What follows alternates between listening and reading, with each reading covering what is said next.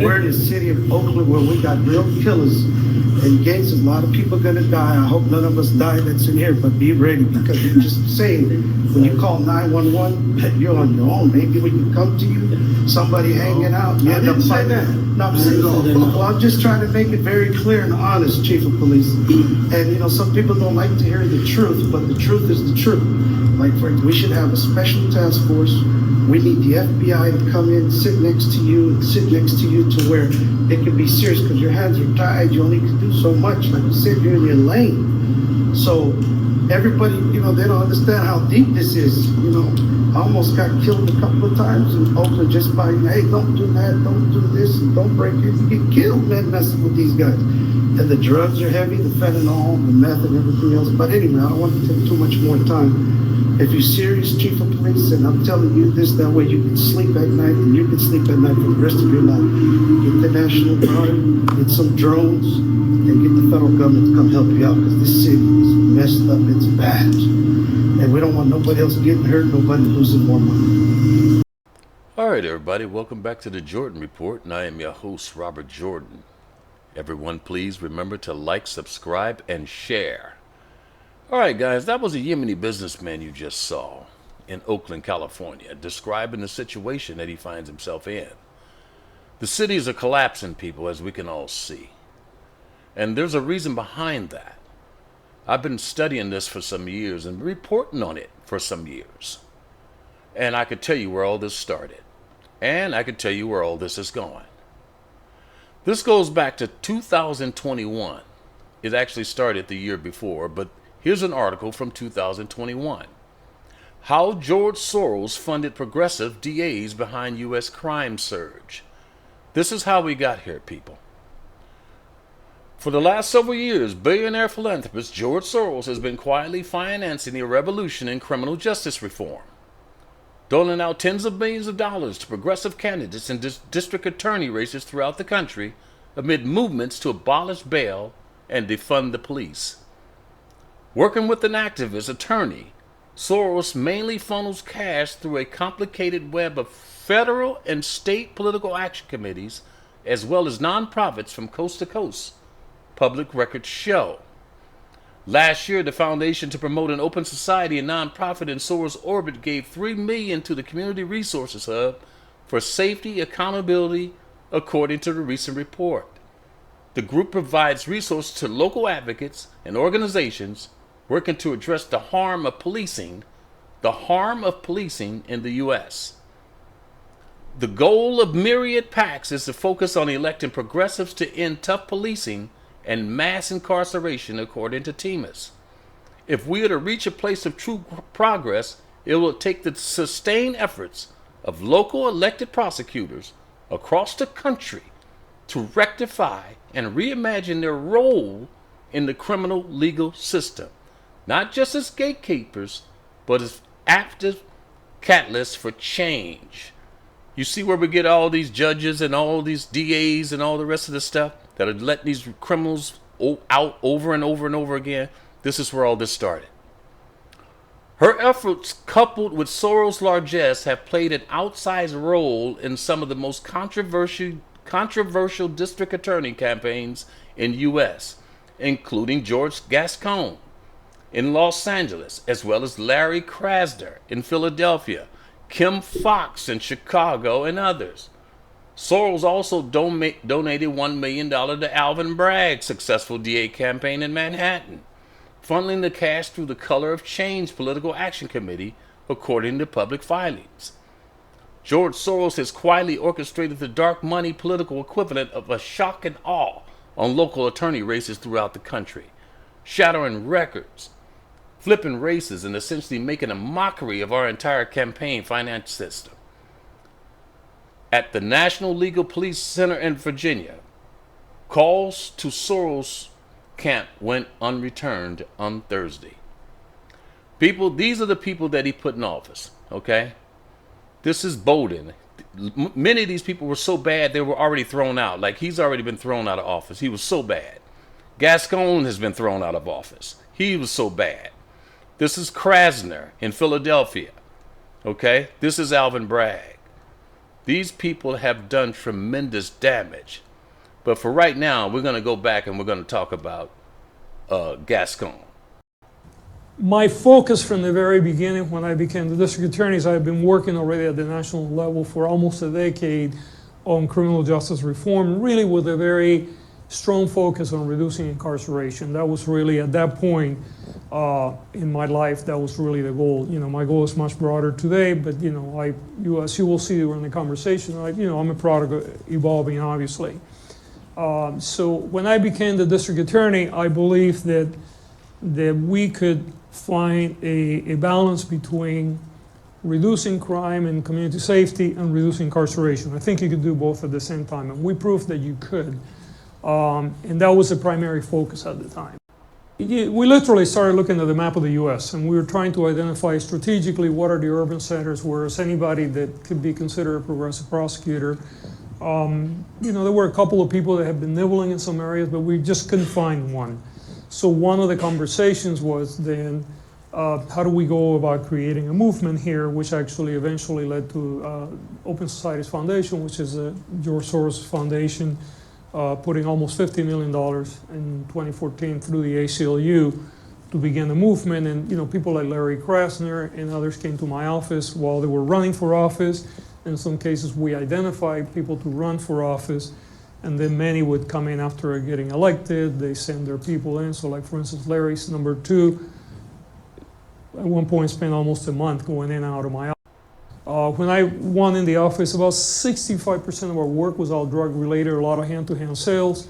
We basically dropped out to the mid-20s, and we said we're going to concentrate on violent crime. This is the area that we're going to really, and frankly, there were political reasons for that also, because I could not just simply say we're going to turn the system upside down the first few days that I'm in office. You had to progressively, a lot of things that are acceptable today in 2011 would have gotten me, there would have been a recall 2 years after I was in office, and I didn't want to get recalled because that doesn't get the work done. All right, guys, you just heard George Gascon admitting in his own words that he, George Soros, the ACLU, and many other bad actors conspired to infiltrate the inner city's district attorney's offices and police departments and change them to what we see today. They were the ones who unleashed all the carnage upon these cities. In fact, if you hear him all the way out, he says it was an experiment. They didn't know how this thing was going to turn out. But they're responsible for damage that you cannot even imagine. But anyway, this goes back to 2020. Again, I've been reporting on this for quite some time. George Soros admits he's behind the Soros Progressive Prosecutor Project, secured $50 million seed donation to the ACLU. Over the last year or two, the plague of Soros DAs has become somewhat well known across the country. Philadelphia's Larry Krasner was sworn in, then immediately cleaned house. Chicago's Kim Foxx inexplicably dropped charges against Jesse Smollett. St. Louis, Kim Gardner charged the McCloskeys for defending their own home against Black Lives Matter mob, and Contra Costa County, California's Diane Bechter issued a guidance mandating that her deputies determine whether someone needed an item before they could be charged with looting. Let's not forget San Francisco Chesa Bowden, son of Weather Underground bombers, who was raised by Bill Ayers and Bernadine Dorn, who looks the other way for most crimes. Bowden was elected after a long-time San Francisco attorney, George Gascon, decided to move home to Los Angeles and challenge incumbent DA Jackie Lacey, who wouldn't bend the knee to the radical demands of LA's burgeoning Black Lives Matter movement. But what most people don't know is Gascon is the OG Soros DA, and that it was Gascon's urging that Soros plunged the first $50 million to what I'll dub the Progressive Prosecutors Project through the ACLU, which funded shadow groups to move the money through, of course. Gascon's not shy about it either. I just showed you he described it all during a January 2020 appearance at the U.S. School of Law. I just showed you that. So these are the people that unleashed all the carnage, people. They got a lot of blood on their hands. And next up, we're going to talk about Oakland, because Oakland, as we speak, is on the verge of collapse. How would you sort of describe the experience thus far? It's an adventure. It's a great adventure. We came into a situation that was highly unstable, ill-prepared for the change that was about to come. What has followed Alameda County District Attorney Pamela Price just 9 months into the job has been criticism and backlash for being soft on crime, and now a recall effort. But to her critics, she reminds them that she was elected on a campaign of criminal justice reform. If you go today to Alameda County's juvenile hall, you will only find black and brown children there.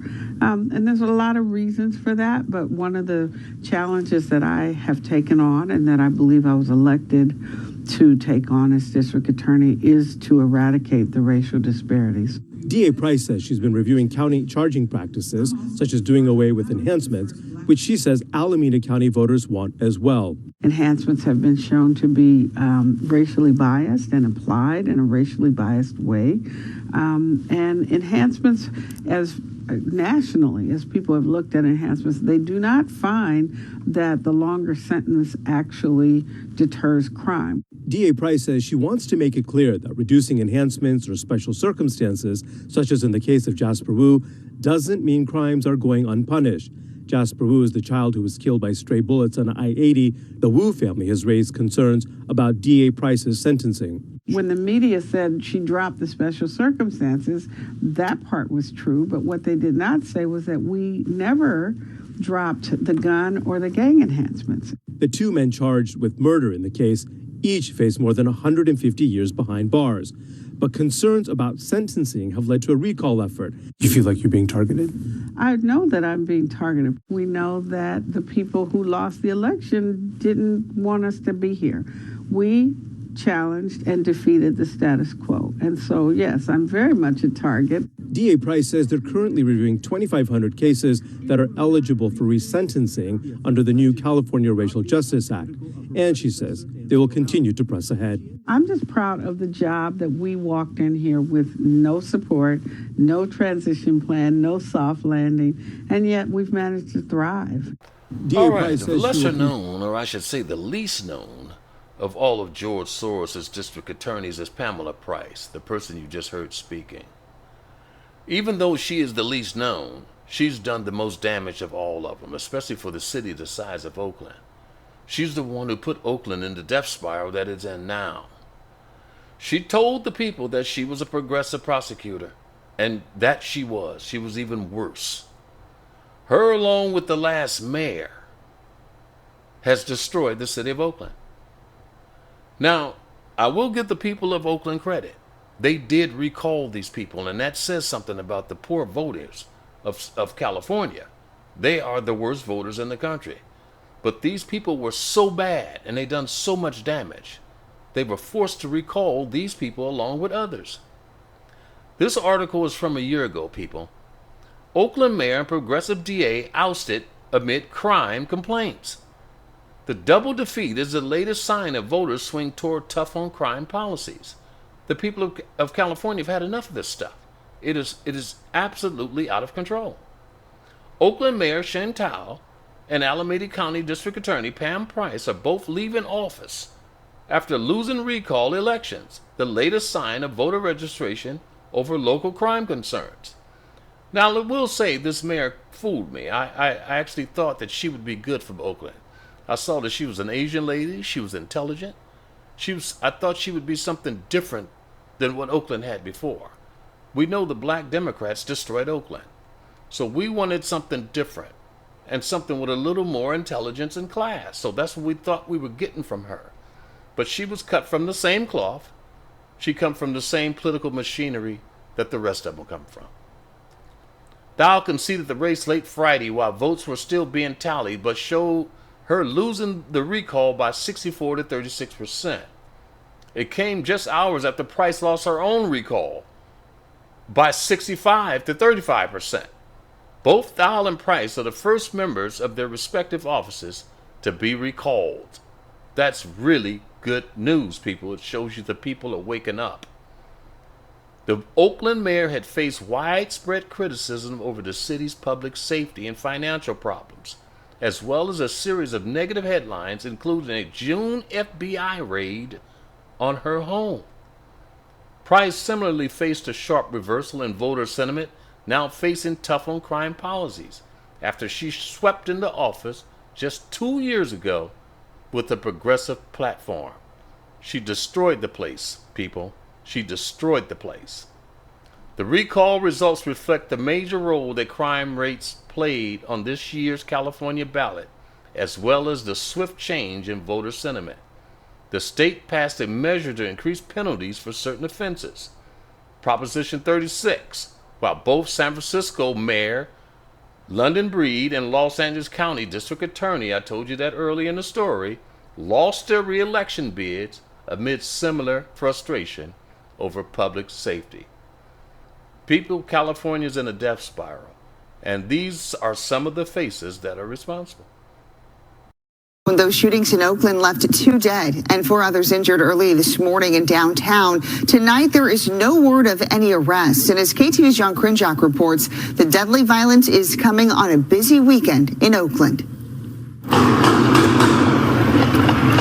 You know, it's very sad. I just wish it would stop. Another deadly night on the streets of downtown Oakland. 5 shootings in the span of just an hour and a half, all within a few blocks. The first happening around 2:15 Saturday morning along Broadway near 19th Street. The victim, who we're told was an innocent bystander, was rushed to a hospital in critical condition. They were out at a convenience store trying to get food. They got caught in the crossfire of 2 rival gangs. Shortly after 3 a.m., police were called to San Pablo Avenue near 17th Street after someone was shot. Medics took that victim to the hospital where they died. A short time later, officers found another gunshot victim on 18th Street near Telegraph. That person also pronounced dead at the hospital. I heard gunshots just out of nowhere, like a drive-by. There were 2 apparent shootings near MLK Way and 19th Street, the first one around 3:15. Surveillance video showing the violence outside the shelter for senior citizens. We're told one person went to the hospital. It's a good thing I was in the building when that happened. But it kind of, shook me. About half an hour later, 2 other people told police they were shot on the same block. Both went to the hospital in stable condition. Police say they're looking into the circumstances surrounding the shootings. Well, you know what? It could be a common thread that it might be related. This all happened in the hours following the city's first Friday festival, but it's unclear if there's any connection. Mayor Barbara Lee is speaking out on the violence Saturday. We've got a lot of work to do. This is unacceptable, and even though the trajectory, the numbers, but we've got to deal with this. It's tragic, and we're looking at the results of the investigation, and the PD is on it. But the police union says there just aren't enough officers to keep Oakland streets safe. Crime is genuinely out of control, and the police department is outmanned and outgunned. And Oakland police continue to investigate all of these shootings. If you have any information, you're urged to give OPD a call. In Oakland, I'm John Krinjak, KTVU Fox 2 News. All right, as I stated earlier, people, you do have to give the people of Oakland credit. They did recall the last mayor and the last district attorney, so they did try and get rid of these people. But when your state has been captured by a political party, the political machinery is just too hard to beat, okay? So they wound up back in the same place. The new mayor is Barbara Lee. And Barbara Lee is cut from the same cloth. She's from the same group of people that destroyed the state and destroyed the cities of the state. This article's from 223, back in 2023. And this is where Barbara Lee comes from. Democrat Barbara Lee on reparations and writing history's wrong. This is a moment to push forward. She comes from the woke crowd, people. She comes from the Black Lives Matter people. The California Congresswoman speaks about the legacy of slavery and the need for reparations for African Americans. This is the current mayor, people, so I'm showing you this so you'll see that you're just getting ready to get more of the same, and you continue to see the disintegration of Oakland. When the California Congresswoman Barbara Lee first introduced a bill proposing a national commission on racial healing, the U.S. had erupted in grief and rage over the murder of George Floyd. Since then, the movement to provide restitution and reparations to Black Americans has gained momentum. Again, this is back in 2023, people. As has the backlash. Several U.S. cities are exploring similar efforts to acknowledge and apologize for systemic race injustices. In Lee's home state, a task force has suggested billions in compensations to Black residents for decades of state-sanctioned discrimination. Meanwhile, Florida blocked the teachings of AP African American Studies, bans books sweeping U.S. school districts have targeted writings about race, and nearly 24 U.S. states have tried to stifle attempts to teach an honest version of American history by banning the teaching of critical race theory. People, again, this is just more of the same. And I feel sorry for the people of Oakland. I hope they keep trying, because sooner or later, they'll pick the right person.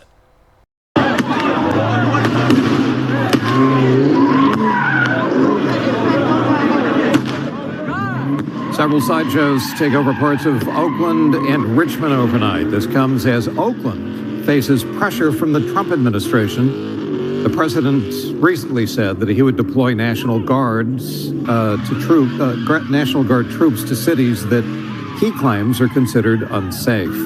Oakland Mayor Barbara Lee and the police department says that crime there has been falling in recent months. Police data through the first half of the year shows violent crime fell 29% compared to the first 6 months of 2024. Still, neighbors criticize police response and vow to take matters into their own hands after last night's sideshows in Oakland and Richmond produced little in the way of law enforcement response. Don Lynn's got that story.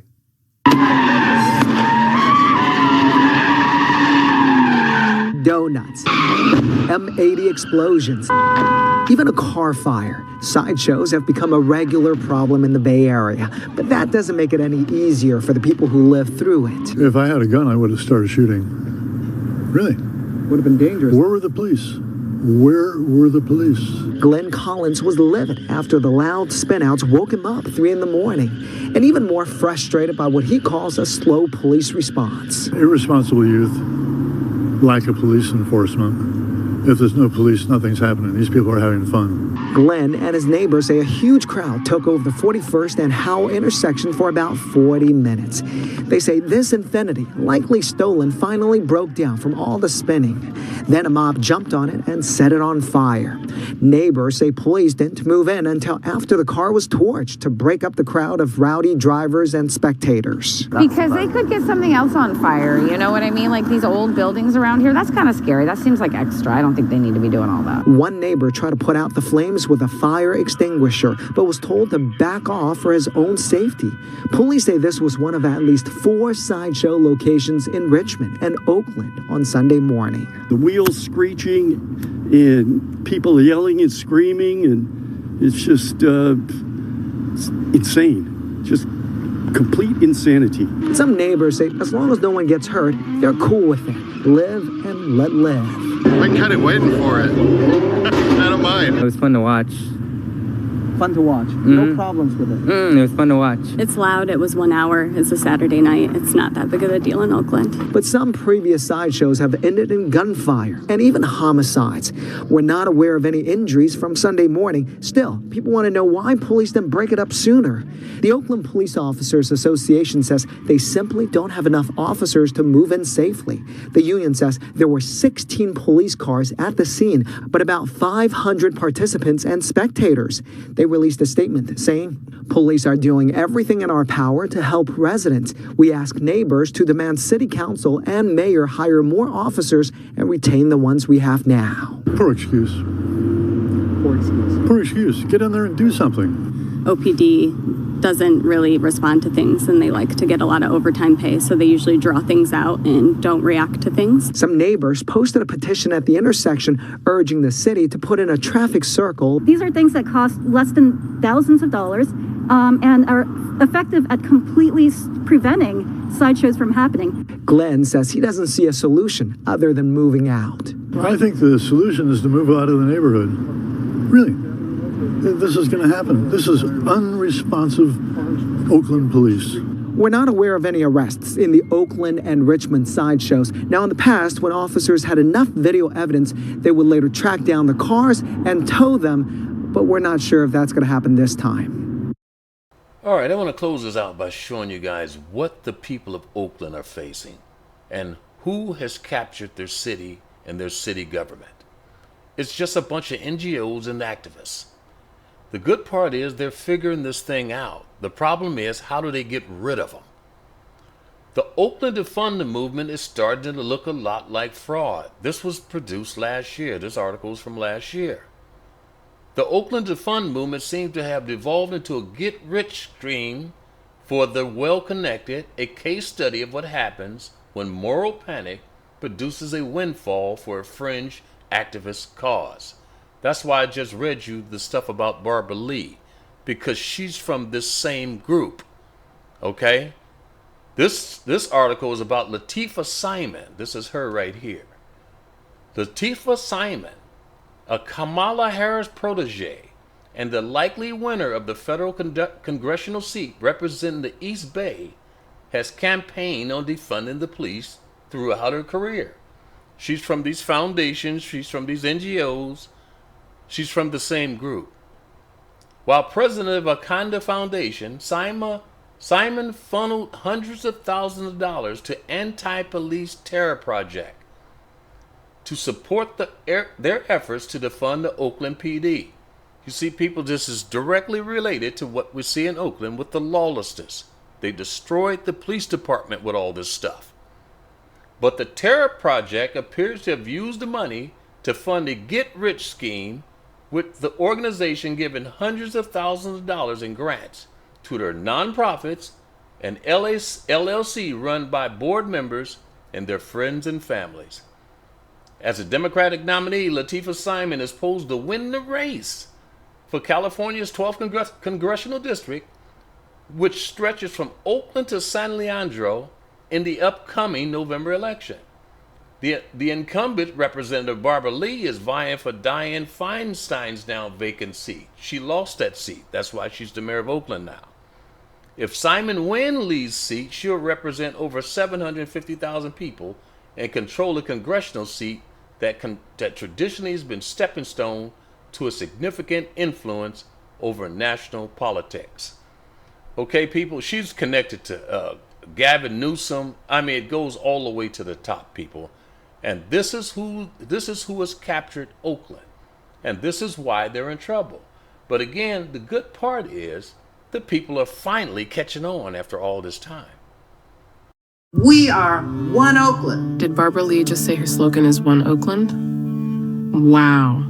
This lady is really trying to be Sheng Tao 2.0. When we recalled Tao, I knew that the same political machine would try to prop up some new mayor to do her same dirty work. They think we're so dumb that they're not even trying to hide it anymore. Barbara now has the same empty slogan as Sheng Tao, the same donors, the same special interests, same unions, same backroom deals, the same people funding their campaigns and expecting favors in return. They've got the same reckless agenda, defunding the police, failing to protect businesses, and wasting taxpayer money. They've even got the same scandal. After the FBI raids and controversy, Barbara Lee still stood with Tao, protecting corruption. We didn't come this far just to elect Sheng Tao 2.0.